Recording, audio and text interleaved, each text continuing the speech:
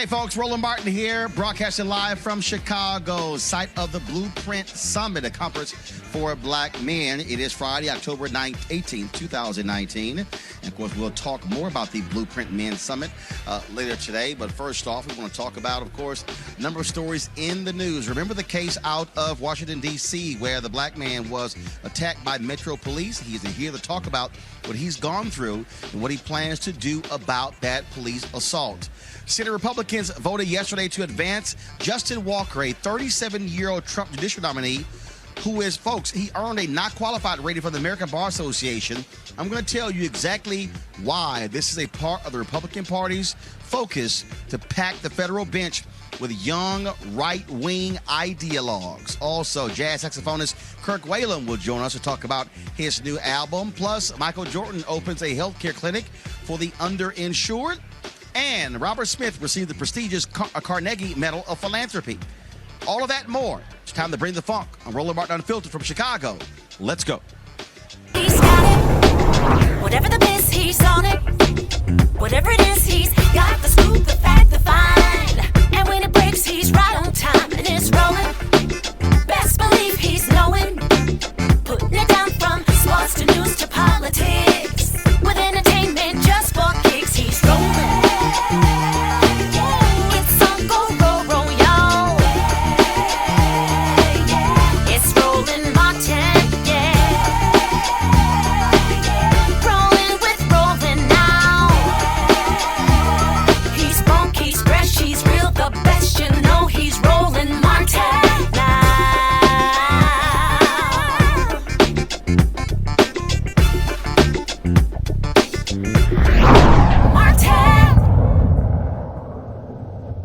All right, folks, Roland Martin here from the Blueprint Men's Summit here in Chicago. We, of course, will talk more about the Blueprint Men's Summit and what the focus is and what they're trying to do when it comes to black men. First off, I want to talk about this story out of Texas, where former Dallas Maverick Harrison Barnes and his wife Brittany Barnes will pay for the funeral of Atiana Jefferson, who was fatally shot by a Fort Worth police officer while in her home. Barnes, who was traded from the Mavericks and the Sacramento Kings last season, has a history of giving back to the North Texas community while he was playing there, including providing Thanksgiving meals for those in need and giving to the Girls and Boys Club.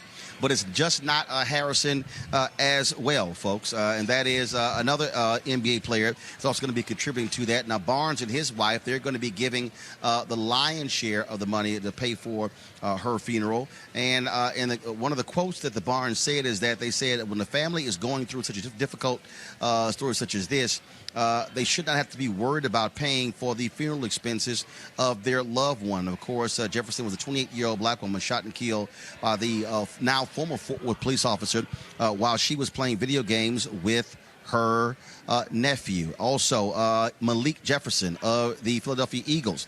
He also is going to be contributing to covering the cost as well. And so we certainly want to salute both of them.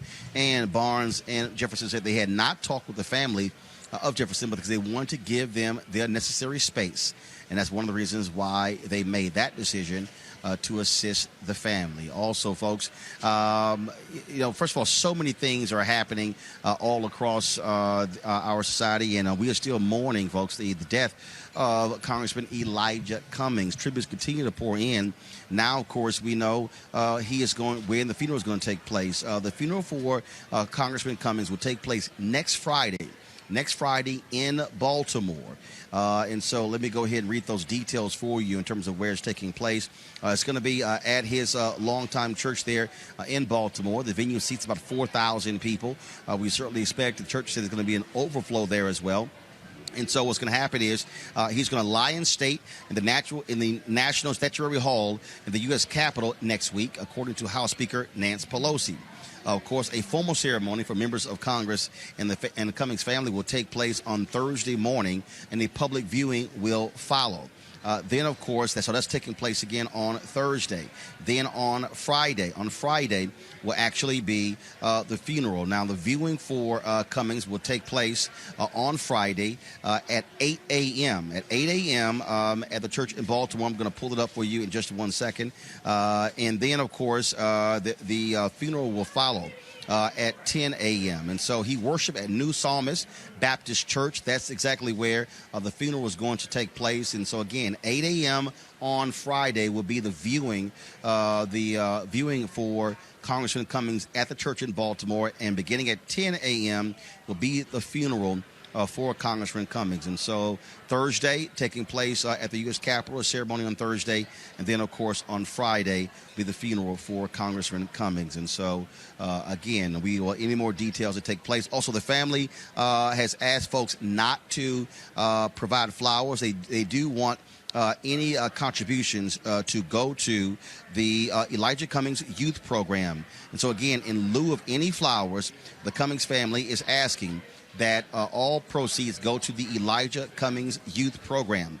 Also, March Funeral Home in Baltimore, they are handling all the arrangements for Congressman Cummings. And again, as I said, Bishop Walter Thomas Jr., the pastor of New Psalmon since 1975, he's going to deliver the eulogy. And again, that church seats 4,000 folks, and they fully expect there'll be an overflow crowd there in Baltimore for the homegoing service of longtime Baltimore Congressman Elijah Cummings. Also, folks, let's talk about some news with Michael Jordan, basketball legend and social media superstar. Well, Hall of Famer Michael Jordan was in tears as he opened the first of 2 groundbreaking clinics that will offer cutting-edge health care to underserved communities in Charlotte, North Carolina. Here's Michael Jordan with that announcement.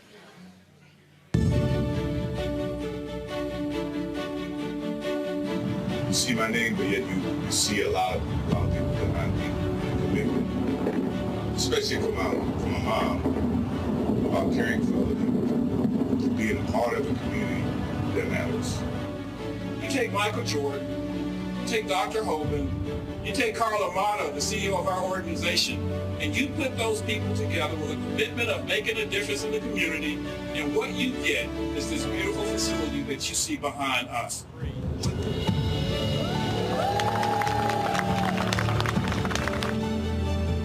Because our goal is to not talk about closing a health equity gap. It's talking about eliminating a health equity gap. I can only do this in gratitude that I can't ever repay what you actually given to me, but this is a start.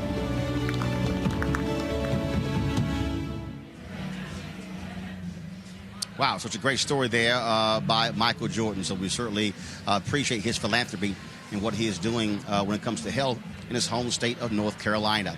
All right, folks, speaking of philanthropy, billionaire Robert Smith, of course, the founder, chairman, and CEO of Vista Equity Partners. Of course, he made headlines by paying off all of the college debt of the 2019 graduating class at Morehouse College. He has been awarded the prestigious Carnegie Medal of Philanthropy during a ceremony in New York City.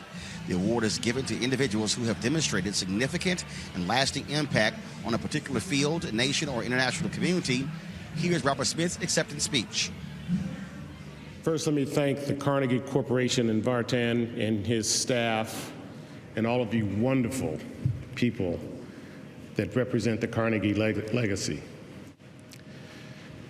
I grew up in Denver, Colorado, son of school teachers. And I saw my parents exhibit a form of philanthropy every day. My mother wrote a check every month for $25 to the United Negro College Fund for over 50 years. And I saw my father bring his organizational capacity to the local YMCA so that the kids in my neighborhood could enjoy the outdoors. And he led the North City Park Civic Association so that we could participate in this great fabric that is America as voters. I'm the first generation in my family to have all my rights in America.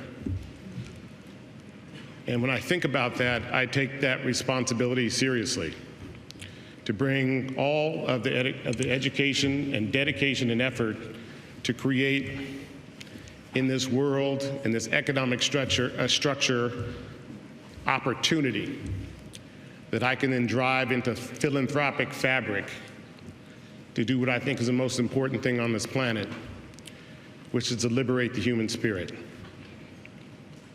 I'm proud to be a part of the Carnegie family, this institution of people who liberate the human spirit. I have a chance every day to participate in that in a real and tactile way. And there is no greater gift on the planet than to do that. I want to thank my beautiful daughters for being here, my beautiful wife for supporting all that we do, and I want to thank you all for continuing Carnegie's dream and ensuring this planet becomes more just and there's more love for mankind. Thank you. And certainly a huge congratulations to my alpha brother, Robert Smith, on that significant award. And so we certainly thank all that he has done in taking his net worth is about $5 billion. And so the millions that he has been giving to various philanthropy efforts all across this country. And so we certainly thank him for what he has done and what he is doing. All right, folks, let's talk about this story that we covered here in June. And that was a young man, Tapia Musanza, who was attacked and repeatedly tased by Washington, D.C. Metro Police. Now, after a bystander posted the video on social media, the charges against Musanza were dropped, and the police launched an internal investigation into the case. Well, he has now filed a lawsuit, and he and his attorney, Yaida Ford, joins us now to tell his story. So first of all, I hope I pronounced both of your names correct. And so if I did, my apologies. And so how are both of you doing? Great. Thanks for having us. Thank you for having us.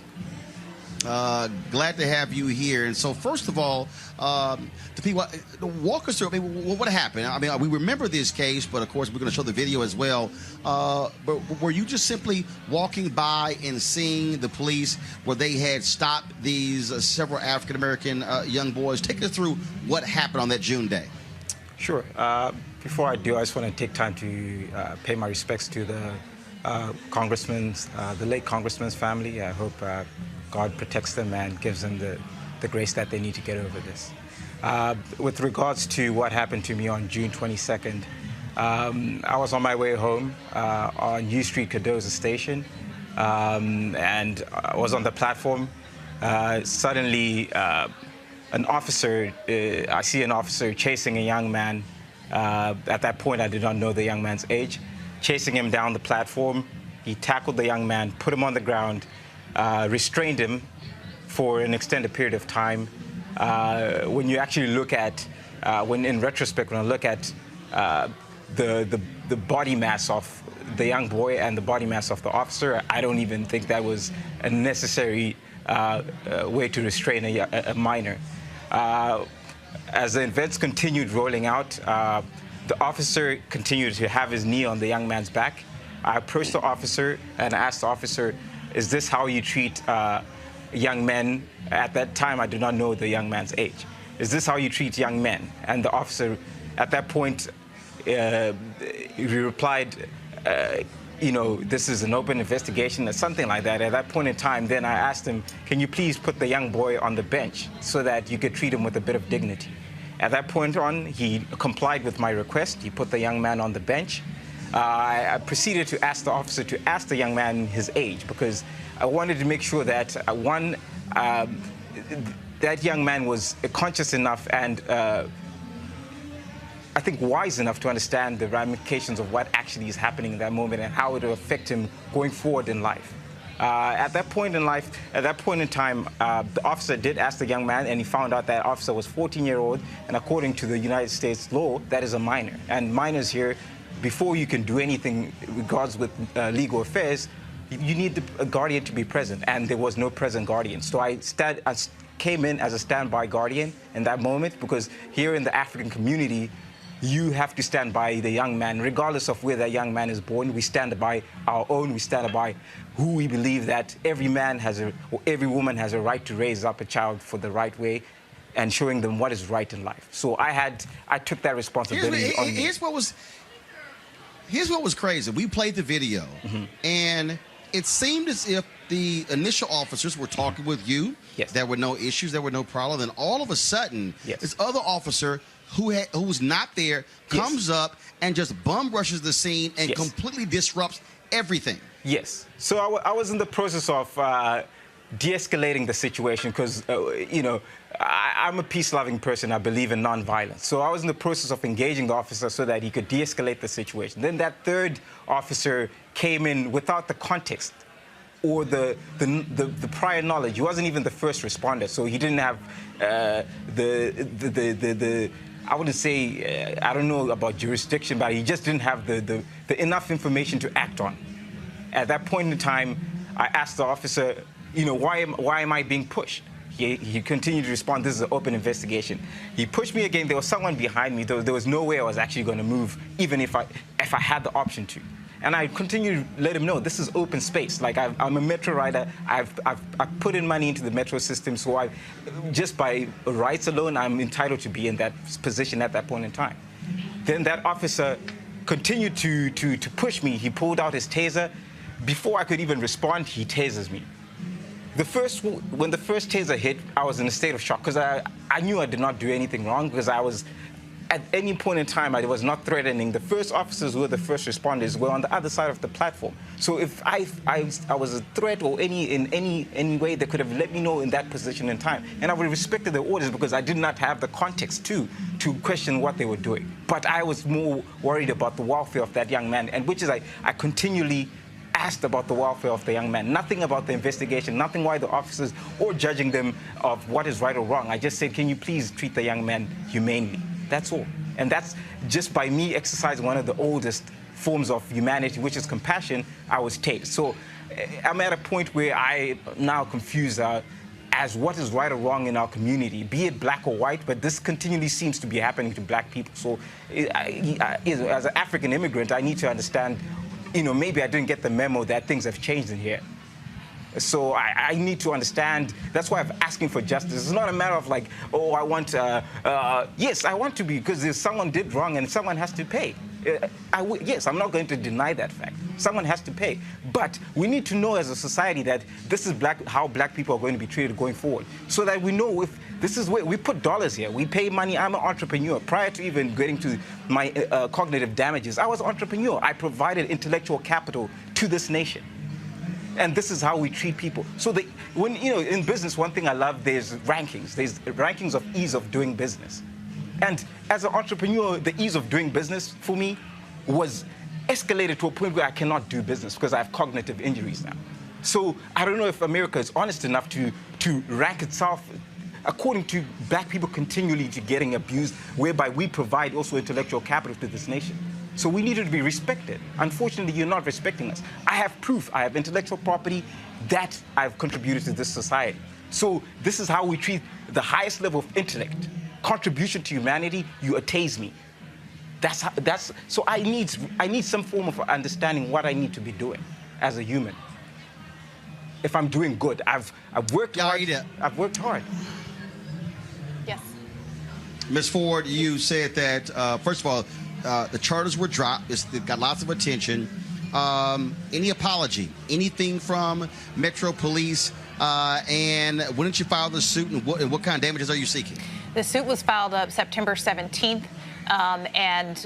We are seeking compensatory damages for the pain and suffering, punitive damages. Obviously, we're still tolling damages because Mr. Tupi the nature of the injuries, the extent of that is actually unknown at this time.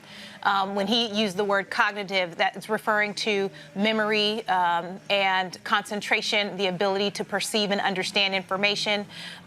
He's being tested, in the process of being tested now, and the injuries are substantial.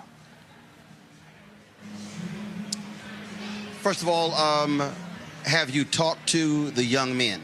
Have you communicated with them since this happened? Are you asking me, have I communicated with the young men who were being arrested? The young men that he interfered with? Yeah. First of all, either one of you. I have not made contact with the families of those young men. I understand they have reached out to Mr. Masunza via social media to, thank him for intervening, but no direct contact has been made since the lawsuit has been filed. Sir, have you? I have not. One thing why I haven't reached out immediately is because, what else can I say to that young man? How do I console him? Because, you see, I may be mature enough to get over this and say, okay, you know what, I need to move on with my life, I need to figure out. But there's a young man who's just starting his career. Yeah, the charges were dropped there, but that trauma, who's going to address that? How do I even console him and tell him, okay, I've taken up the burden, but how is he going to move forward? He's just starting his life. If I wasn't there, he would have had an arrest record. Right. And here in America, this is an open secret. Like, black people have a hard time here. It's not me talking negative around anyone. You are going to cover a story about someone who just shot in their home. Like, think about that. Someone in their home. So it's like we cannot continue to hide around issues that are affecting our community. I personally have took a stance, say I'm not going to do business here. That's my stance. Well, first off, let me say this here. We certainly appreciate what you did. We appreciate the sister who recorded that video as well. You're absolutely right. We can't say it takes a village to raise a child if the village does not step up when those kids are targeted. And in fact, when we covered this story, the cops didn't even know if those young men were involved in something that took place a distance away. Well, they were clearly targeted but simply because they were black. And so we thank both of you very much. Please keep us up to date on what happens with this suit, with this case, because we certainly want to keep our folks, Roland Martin Unfiltered, our folks who watch it, informed. Thank you. Thank you very much. Thank you very much. Going to go to a break. I'll talk about this story with my panel and other issues when we come back. Broadcasting live from Chicago, the Blueprint Men's Summit. Roland Martin Unfiltered, back in a moment. You want to check out Roland Martin Unfiltered? YouTube.com/Roland S. Martin. Subscribe to our YouTube channel. There's only one daily digital show out here that keeps it black and keep it real. It's Roland Martin Unfiltered. See that name right there? Roland Martin Unfiltered. Like, share, and subscribe to our YouTube channel. That's youtube.com/Roland S. Martin. And don't forget to turn on your notifications so when we go live, you'll know it. All right, fam, it's almost that time. The holiday season, of course, is, for many of us, the favorite time of the year. Now, whether you celebrate Halloween, Thanksgiving, Ramadan, Christmas, Kwanzaa, New Year's, all of these, of course, from October to the end of the year, this is when you think about spending time with the people you love the most. This is also the time to count your blessings and support those less fortunate and look at how you can have an impact on their lives. Well, I have the perfect opportunity for you to be a holiday hero, have a major impact on other families. Here's the deal. Right now, hundreds of thousands of Americans are sitting in jail without being convicted of a crime. Why? Because they lack the financial resources to pay their bail. Now think about it. If you are arrested for any minor offense, you'll be taken directly to jail. If you don't have bail money, whether it's a few $100 or a few $1,000s, you will stay there until a court date is scheduled. Now that could be days, weeks, or even months. America's bail system is broken and has created a two-tier system of justice, one for the rich and one for the poor. Folks, freedom should be free. That's why the Ebony Foundation is partnering with the Bail Project and is sponsoring the Home by the Holiday campaign. With your help, our goal is to bail out 1,000 people by New Year's Day. How's that for a holiday gift? A donation from you can change someone's life tomorrow, and here's why it is critical. People of color represent upwards of 90% of the jail population across the country. It ranges from 50 to 90% depending upon where you are. Of course, then when they stayed in jail, 90% of people with misdemeanors ended up pleading guilty. However, when bail was paid, 50% of the cases were dismissed and less than 2% received the jail sentence. Sometimes justice needs just us to join the fight. Folks, you can be a holiday hero by donating $25, $50 or more to help the Ebony Foundation bring our brothers and sisters home for the holidays. To donate, go to homebytheholiday.com. That's HOMEBYTHEHOLIDAY.com. And of course, the Ebony Foundation is tied to Ebony Magazine. And so we certainly appreciate the work that they're doing to assist those who are most in need.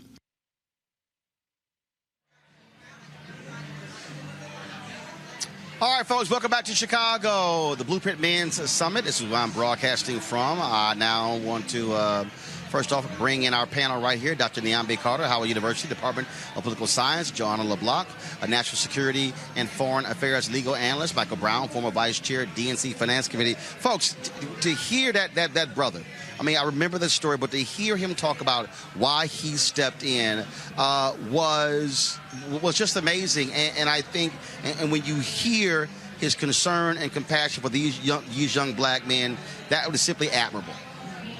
Absolutely.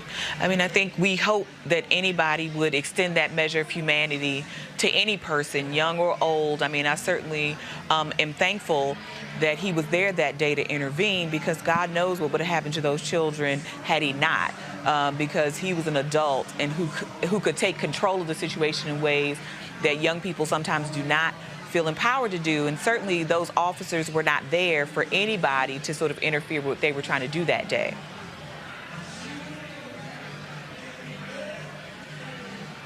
Michael, Joanna? Well, you know what, Roland, we see a lot of, and as Professor Carter just mentioned, we're seeing a lot of that humanity, and we actually see it more from our people than we do from others. For example, whether folks thought it was right or wrong, what happened in the Officer Gaynor trial, at the end of that trial last week, you know, all the hugs going around from the victim's family, from the judge to the officer. Again, we can debate whether that was right or wrong or not, but it was people of color showing that kind of compassion. And hopefully that's what people see, and that's what's highlighted. I think ultimately the gentleman is asking for justice, and I pray that justice is served in his case because he did do the right thing. And we would hope that if any of our children were put sounds like, hold on, Johanna, 1 second. I think we're having issues with your microphone because I'm not really hearing her clearly. So if y'all can check Johanna's microphone, and then we'll actually restart. So please do that because, again, she's sounding real hollow. I don't think we fully had her. So if it's fixed, Johanna, go ahead. Yeah, we would hope that all those gentlemen is asking for is justice, and I'm hoping that justice will be served. And I think every parent or everybody in this world will hope that if their child were put in similar situation, someone would step in and be compassionate and ensure that the rule of law is applied. And even just that, and again, I pray that justice is served for him and many other black men in America. Well, again, I mean, certainly it's a story that we're going to be following, and I'm just glad to see this brother step up and come to the aid of those young brothers. Now, folks, let me break something down. Y'all have been hearing me talk over and over and over again about Republicans trying to take over the federal judiciary. Let me be as clear, as unambiguous as possible. Any dumbass out there who says, oh, my vote means nothing, all the people are the same, you are nuts. Let me explain to you what Republicans are trying to do and why you cannot sit your ass at home. The Senate Judiciary Committee on yesterday voted along party lines to confirm the nominee of Justin Walker, a man who earned a not qualified rating from the American Bar Association, to become the next federal judge. Again, every Republican on the committee voted to advance Walker. Every Democrat said no. Who is Walker? He is a 37-year-old associate law professor at the University of Louisville who has worked as a speechwriter for Donald Rumsfeld, of course, previous Secretary of Defense. In addition, he clerked for former Supreme Court Justice Anthony Kennedy and current Supreme Court Justice Brett Kavanaugh. Here's why this is an abomination. He has never tried a case, criminal or civil. He's never even been co-counsel in a case. Here is Foster actually trying to explain his qualifications to the Senate Judiciary Committee.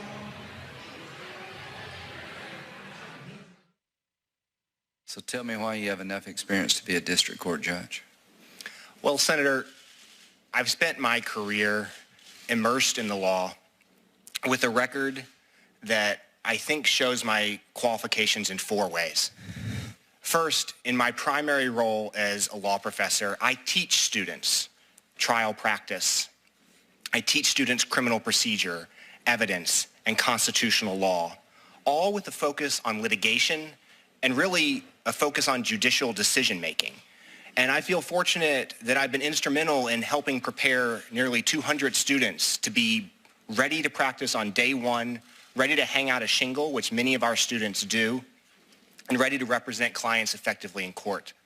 Second, in my role as an academic, I've written hundreds of pages of law review articles about criminal procedure, about the judiciary, about constitutional law, and I've been lucky they've been published in some of the leading journals in the country. But third, I've done something unusual for a full-time law professor. I've maintained a private practice, and I've litigated complex questions of criminal procedure, civil procedure, constitutional law, criminal law, administrative law, labor law. I've litigated at a large national law firm, then as a solo practitioner, and now as a partner at another large national law firm, as well as clerking for 2 Supreme Court justices. And fourth and finally, I think there's a reason that hundreds of local attorneys from my legal community have written some 17 letters to this committee saying that I have the skills to analyze complex legal questions, to think quickly on my feet, and maybe most importantly, to listen and learn with humility and an even-handed temperament. Now, folks, understand why he is being pushed forward. First, he's from Kentucky. Where's Mitch McConnell from, the Senate Majority Leader? Kentucky. He has vouched for this guy as well. But what is the most important thing here when it comes to Justin Walker? He's 37 years old. I keep trying to explain to y'all what Donald Trump has done is he has said to the Federalist Society, a right-wing legal group, he has said to white conservative evangelicals, I'm going to just let y'all pick whoever y'all want. They are by design, listen to me clearly, they are by design choosing federal judges with limited experience who are pro-business, anti-consumer, anti-civil rights, anti-environment, and they're picking them between the ages of 35 and 40 so they can be there for the next 40 to 50 years. These are lifetime appointments. I need y'all to do the math. This man is 37 years old. Let me say it again. He's 37 years old. That means, remember I told you, by the year 2043, this will be a nation that is majority people of color. That is 24 years. If this man serves on the federal bench for 40 years, he'll be 77. What did I just tell you? 24 years will be a nation majority of people of color. That means after America becomes a nation majority people of color, this man, if he stepped away at 77, means he will be on the bench for another 16 years and beyond. The Republicans want to control the federal judiciary for the next 50 years. That means they'll be ruling on what laws are constitutional and unconstitutional. This man's legal writings, he has argued that the FBI is not independent of the presidency. He has argued against environmental protections. I'm telling y'all, and Democrats, I'm going to go to you first, Michael Brown. Democrats have absolutely failed year in and year out, every presidential election, to underscore how critically important the federal bench is. In fact, I'm going to read for y'all. I posted this stuff on Twitter before I go to Michael. I'm going to read for you what Michael Steele, now mind you, Michael Steele is the former chairman of Republican National Committee. He knows how these Republicans think. He knows exactly what's on their mind. This is what he tweeted. So how does someone become a federal judge who's never tried a case? Y'all need to listen to Roland S. Martin. Dems are supposed to be so woke, but you're sure damn sleeping on this. Michael, Republicans make the courts a main voting reason. Democrats don't, and that is a huge mistake.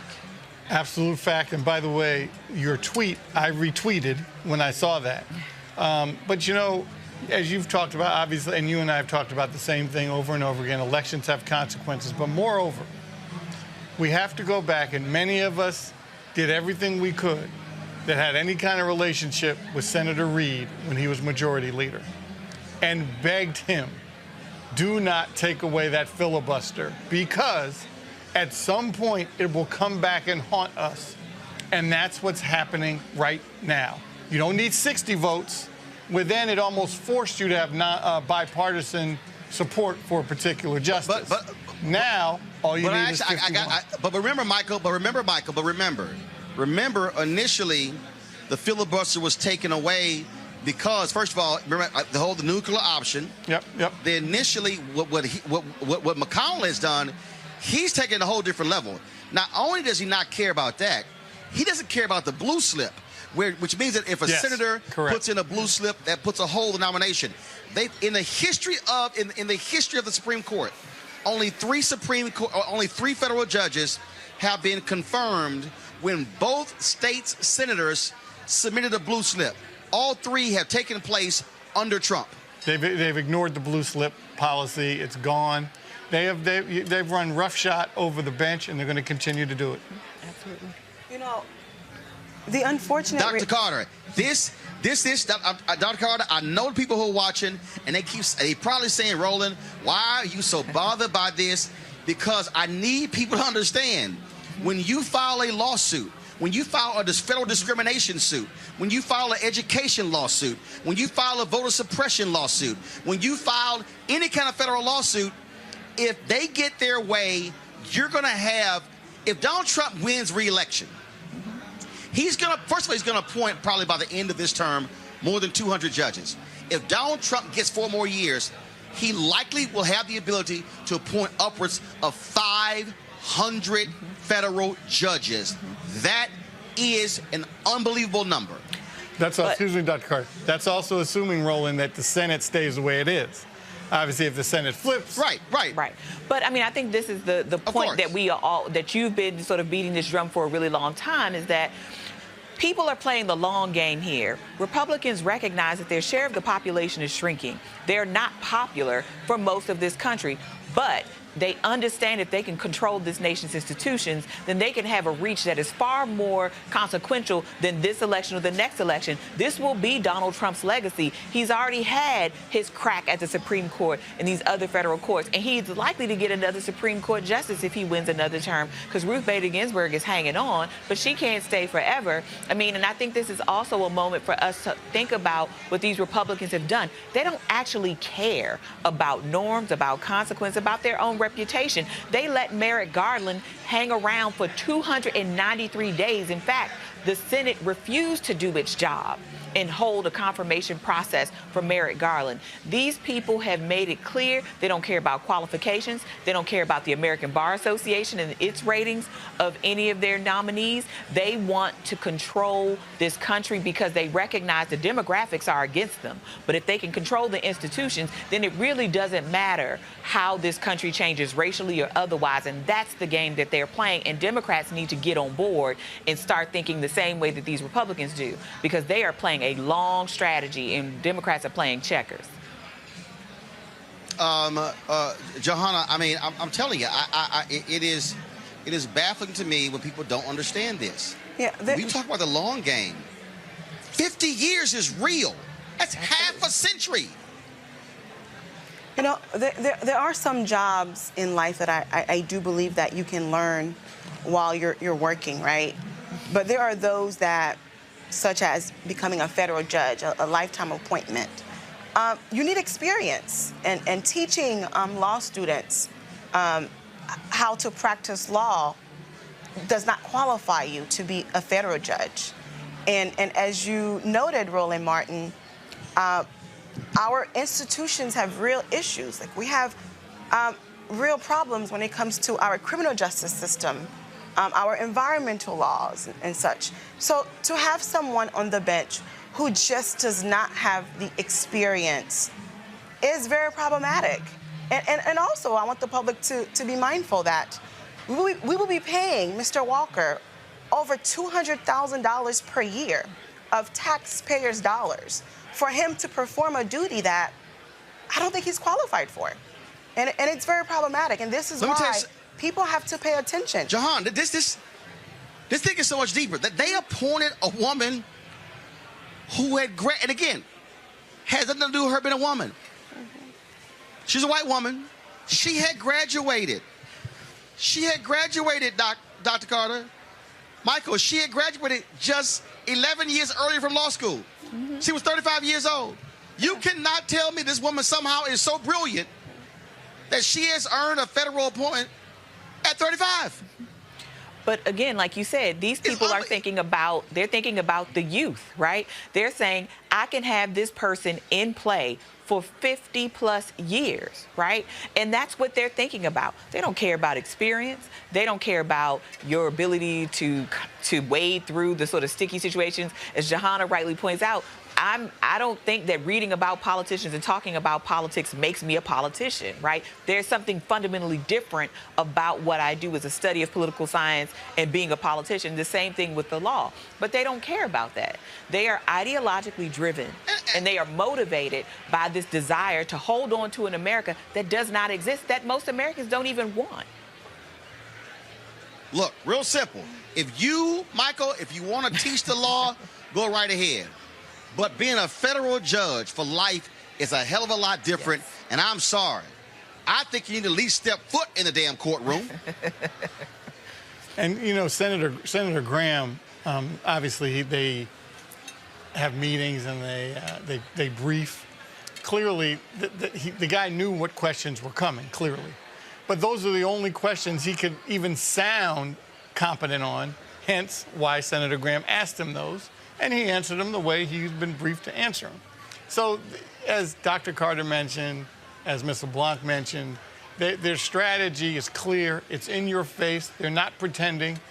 Though, and you and I have talked about this before, Roland, I still claim, even though Trump has said, look, sorry, 45, you know I don't like to say his name. Even though 45 said, hey, look, federal society, you pick these judges. There's still something to be said that Vice President Pence would pick the same judges. So why do they still like this guy being president? They would still get the same results. Easy. Same kind of stuff. No. Actually, you know what? Here's why. I'm telling you right now. Unless they believe what he says.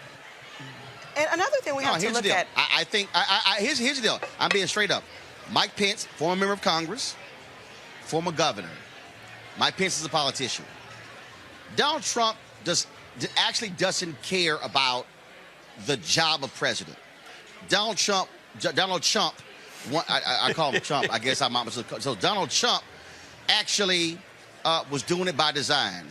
What you have here is the fact that they probably will run into more resistance from Mike Pence because he will want to pick his own judges. Oh. Now, he's aligned with them. He would want to. And let me be real clear.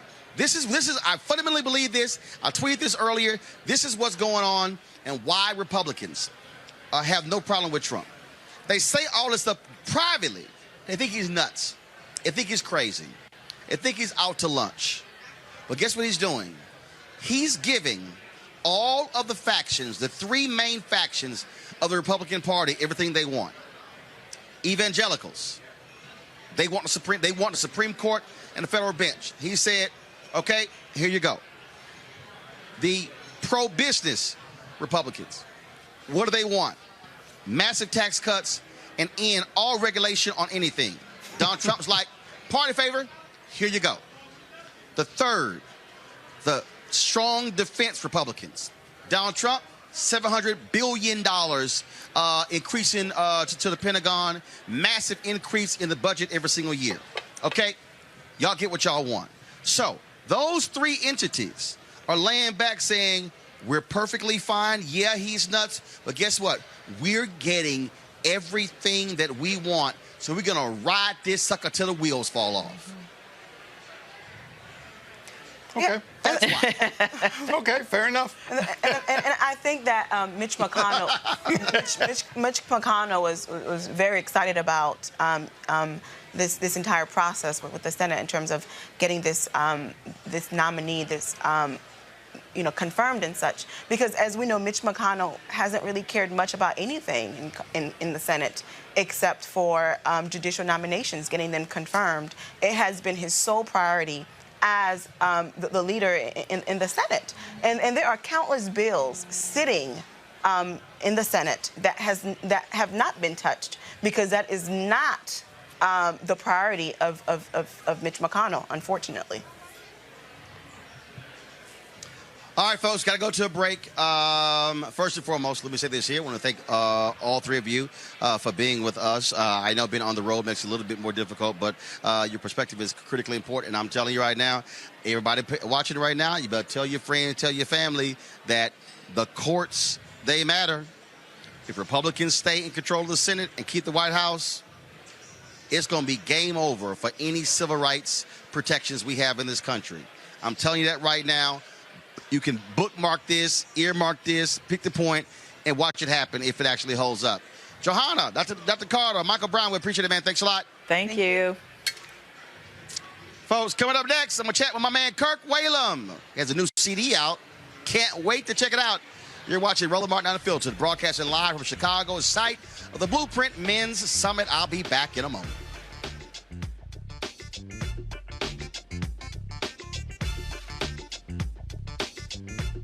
You want to support Roland Martin Unfiltered?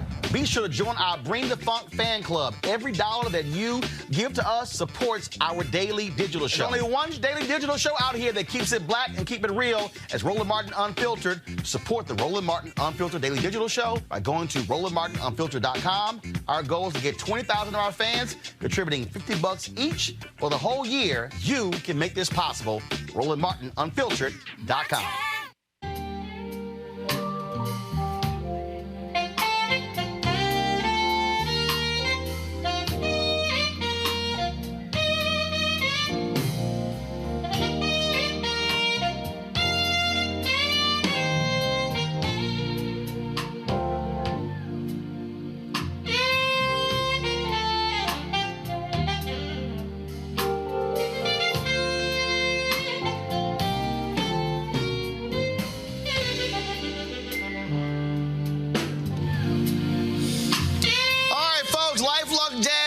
Taking place in Cabo, November 7th through the 11th. Of course, if you want to attend, go to lifeluxjazz.com, LIFELUXEJAZZ.com. But if you cannot be in Cabo for those 4 days, 14 different amazing artists, then, of course, you could live stream it. Get your live stream pass at GFNTV.com. That's GFNTV.com. As I said, amazing artists, Gerald Albright, Alice Bouillon, Kirk Whalum, Donna McClurkin, Shalia, Roy Ayers. Man, it's going to be an unbelievable 3-day extravaganza, and so look forward to you participating. And again, get your live streaming pass to cover those 3 days, all 14 concerts. You'll be able to watch right here on your phone, on your iPad, computer. Does not matter. Go to GFNTV.com. That's GFNTV.com to get your live stream pass.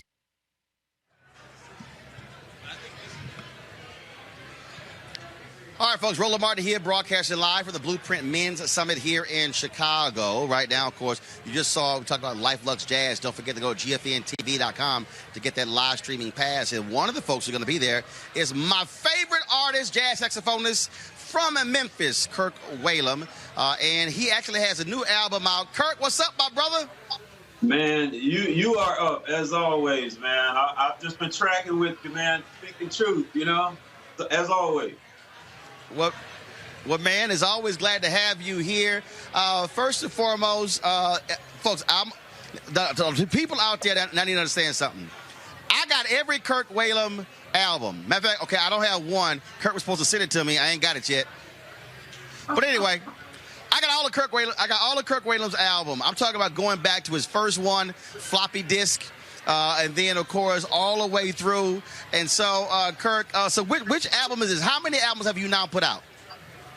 Man, that's a good question, Roland, because some of them, as you know, I did some records, for instance, with BWB, with some with Bob James. You know, a lot of the stuff that I've done is collaborations. But solo records, 26, I believe, including the new one you mentioned. Wow. So let's talk about first of all, before we get to the new one, take folks through just that process in terms of you putting an album together? Because there's certain themes, certain focuses. I remember when you did In This Life, it was this bluegrass, gospel, jazz, all kinds of different things. And then you had other albums like Colors, and then you different ones. And so as you're putting together your next album project, I mean, what are you thinking? How are you processing it? How does it come together?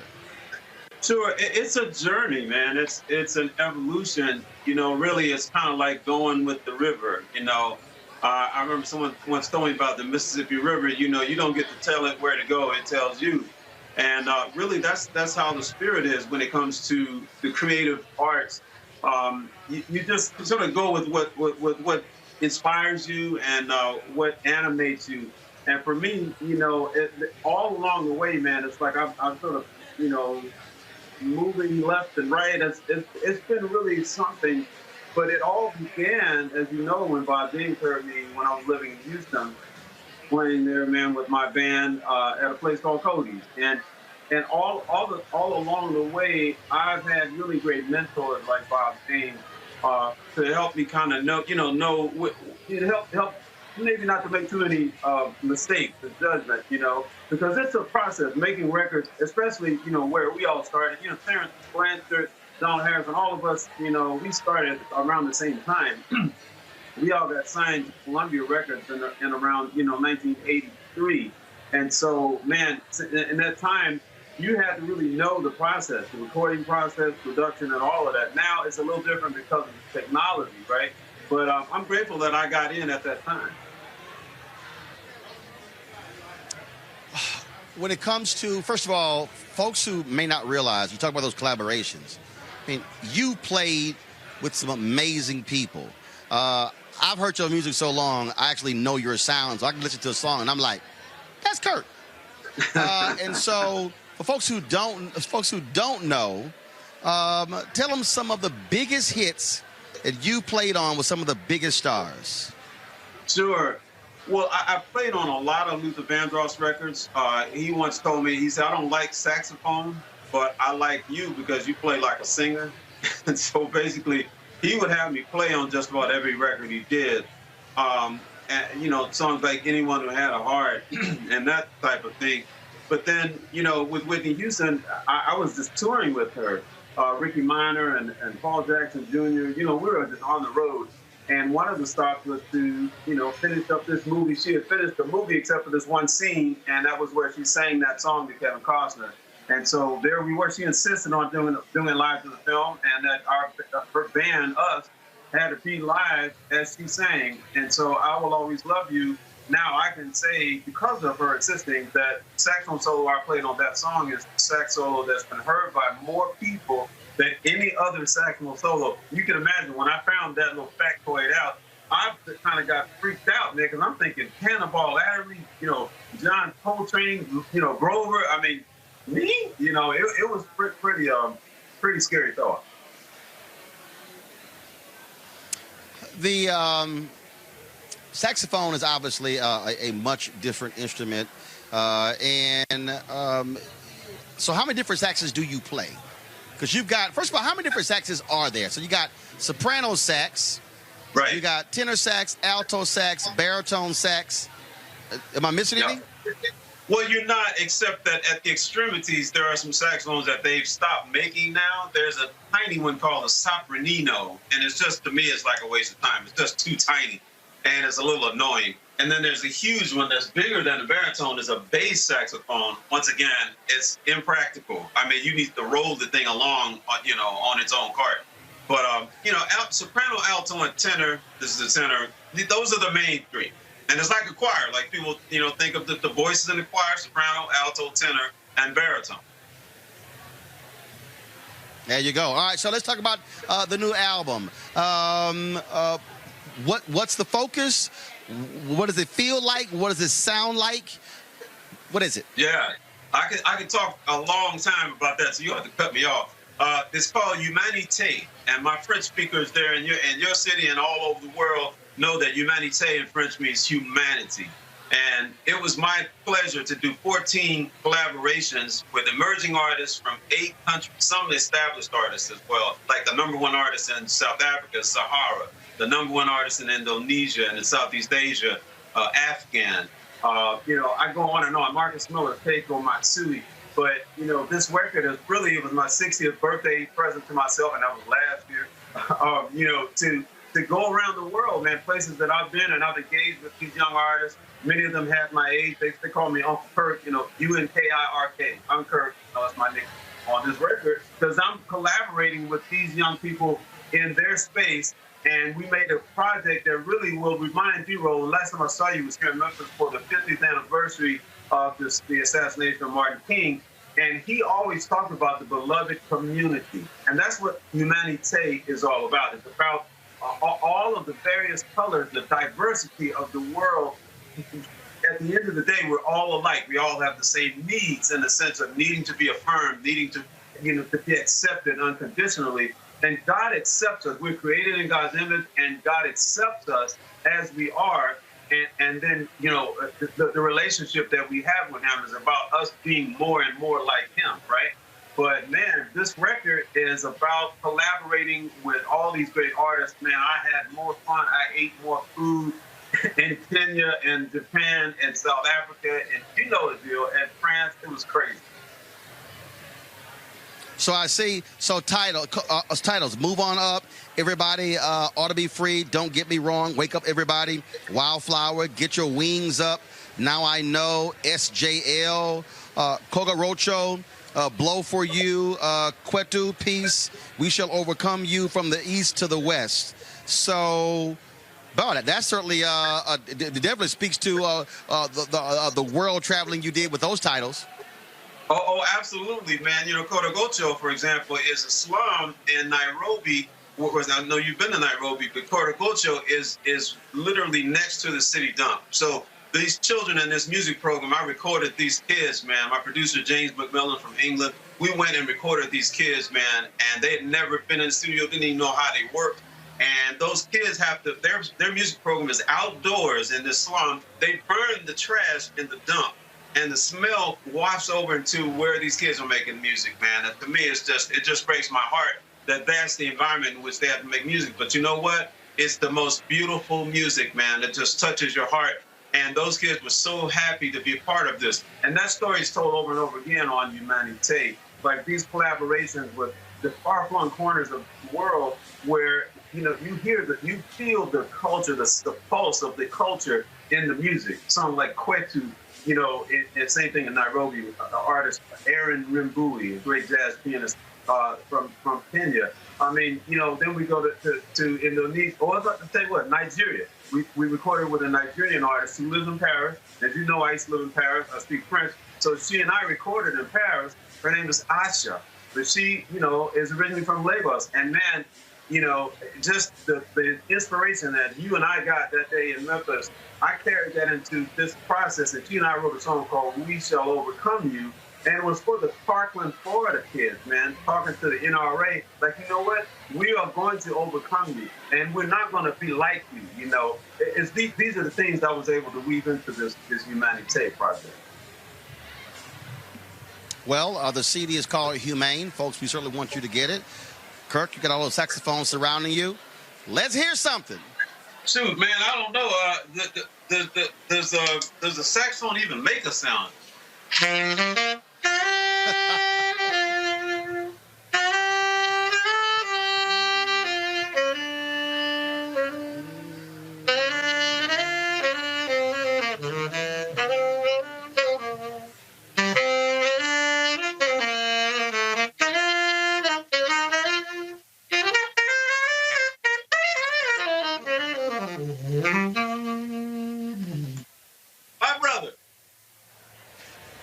For everybody listening, just so y'all know, y'all heard Kirk didn't tell y'all the name of that song. That song is called Glow. That's off his CD, and you know that. His second CD. Let me tell you something right now. I'm being straight up. If you can't get none in playing that song, go to a monastery. I'm telling you right now. That is an absolute love-making song. Huh? Hey, man, listen. This is Biscuit, and I think even Biscuit likes that song, man. That is a love-making song. I'm telling y'all. I play that song. I didn't ask this question. I play that song in the dog next door. Watch out. This is coming. Okay, I gotta get this. I gotta get this in. I did ask this here. One thing you do, Kirk. You first of all, your ministry is hugely important. Your faith is important. You infuse all of your music with that. We know about the gospel according to jazz. Just why is that so important? Because on so many of your albums, I mean, there's a gospel song on every single one of those albums. Well, really, you know, my life revolves around the hesed of God. In other words, that word in Hebrew means the loving kindness and tender mercies of God extended to me. That's the only way I got to do what I'm doing and share what I'm doing with the world. God's unconditional love for me manifest in Jesus the Christ, man. And so with me, it's not about me going and pushing that on anybody. It's about me. I can't help myself. I'm so grateful and I'm so inspired to share that message that, you know, I accept you, not just because I'm a good person. No, I accept you because God accepts you. And he accepted me, and I know how I am. So for him to accept me, man, all I can do is accept you. And that is the message of humanity. And by the way, it's a documentary that we made as well. But the filmmaker went all over the world with us to make that documentary. And this record is really, really something. Well, your daddy was a pastor. Your brother, Reverend Kenneth Whalum, pastor. I do his men's service every year in April there in Memphis. And when are we gonna have this massive Whalum project? You got Peanut, your nephew.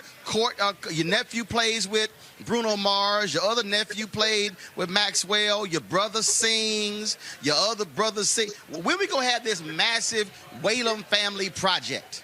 So we actually did that for our mother's 80th birthday, all right? So Helen, I love you, baby. We did this. We did the whole project just called Helen. It's got her picture on the cover and that doesn't even have songs listed. But we all got together, man, except Uncle Peanuts. He's 90 now and, you know, he can't do it. But, man, we're going to do that, actually. We do something here in Memphis, Roland. I want to get you to come. It's called Cafe Kirk. The word Kirk, of course, means church. So I feel like this Cafe Kirk is like a space in the middle between a public space and a sacred space. And so in that space, man, I'm inviting, for instance, Bob James is coming on November 3rd. I've had Keiko, man, I've had some of your favorite artists, man. Sheila E., you know, it's been crazy. But that's something that I've had Cameron and Cortland on that one. But I'm going to have all these Whalums together at one point, man, at Cafe Kirk. And that's at Crosstown Concourse in Memphis. Every first Sunday. You let me know when that happens. I'm there. You know, I'm always there. I got your back. I'm always checking you out. And you know, that would absolutely be awesome. Folks, I'm telling y'all, get the new CD, Humane. And while you're there, go ahead and get floppy disk. And you know that. Go ahead and get colors. Go ahead and get For You. Go ahead and get all of them, because y'all know I'm always tweeting the music as well. Kirk Whalum, always good to see you, my brother. Man, people can just type my name in any social media. Just type Kirk Whalum, and they got me. All right, then. You take care. I'll see you soon. Peace out, brother. All right, take care. All right, folks. Always having a good time. In fact, I'll tell y'all this funny story. When we went to MLK 50 commemoration, Kirk was playing, and he was playing Do You Feel Me? And actually, that was the theme song that I played on my radio show at WVO in Chicago. And so Kirk called me on stage to sing it. And the problem is they were singing in a higher key. But we still had a little fun with it. I'm going to show y'all that video one day. All right, folks. Got to go to a break. We come back. I'm going to chat with Chef Jeff Henderson right here at the Blueprint Men's Summit in Chicago. We're going to talk about criminal justice reform, culinary arts. Could that be the future for a lot of brothers in terms of choosing a career path? That's next. Roland Martin Unfiltered, live in the Windy City. Back in a moment.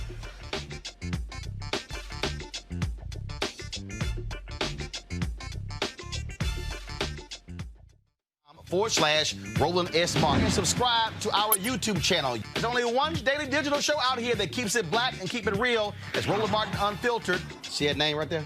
Roland Martin Unfiltered. Like, share, and subscribe to our YouTube channel. That's youtube.com/Roland S. Martin. And don't forget to turn on your notifications so when we go live, you'll know it.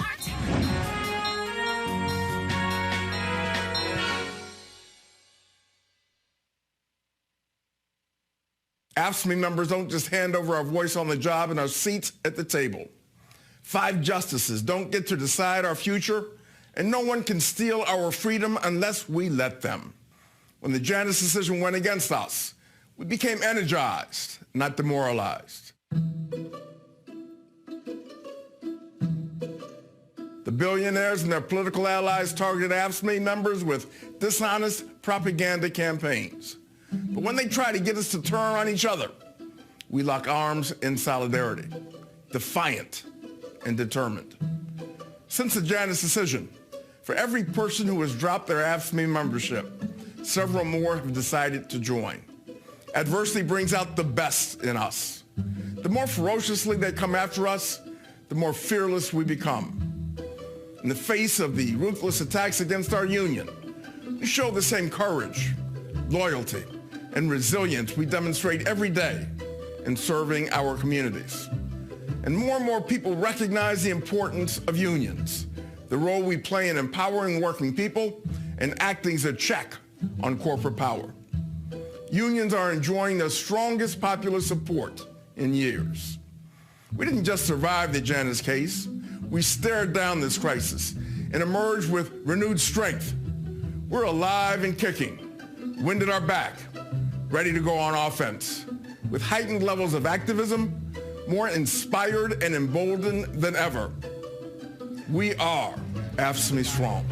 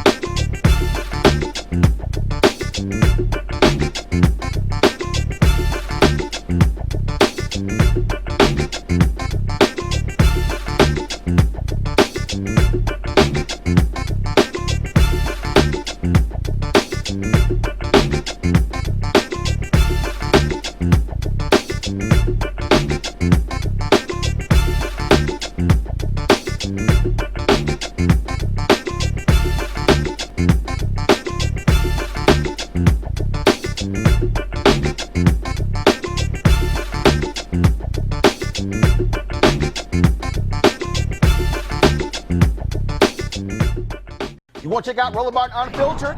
YouTube.com/Roland S. Martin. And subscribe to our YouTube channel. There's only one daily digital show out here that keeps it black and keep it real. It's Roland Martin Unfiltered. See that name right there? Roland Martin Unfiltered. Like, share, and subscribe to our YouTube channel. That's youtube.com/Roland S. Martin. And don't forget to turn on your notifications so when we go live, you'll know it. Hey everybody, this is Sherry Shepherd. You're watching Roland Martin Unfiltered, and while he's doing Unfiltered, I'm practicing the wobble. Yes, I am. Because Roland Martin's the one, he will do it backwards, he will do it on the side. He messes everybody up when he gets into the wobble, because he doesn't know how to do it, so he does it backwards. And it messes me up every single time. So, I'm working on it. I got it. You got Roland Martin. Hi, my name is LaToya Luckett, and you're watching Roland Martin Unfiltered. What's going on, everybody? It's your boy Mac Wiles, and you are watching Roland Martin Unfiltered. What's up, y'all? It's Ryan Destiny, and you're watching Roland Martin Unfiltered. What up, Lana Well, and you are watching Roland Martin Unfiltered.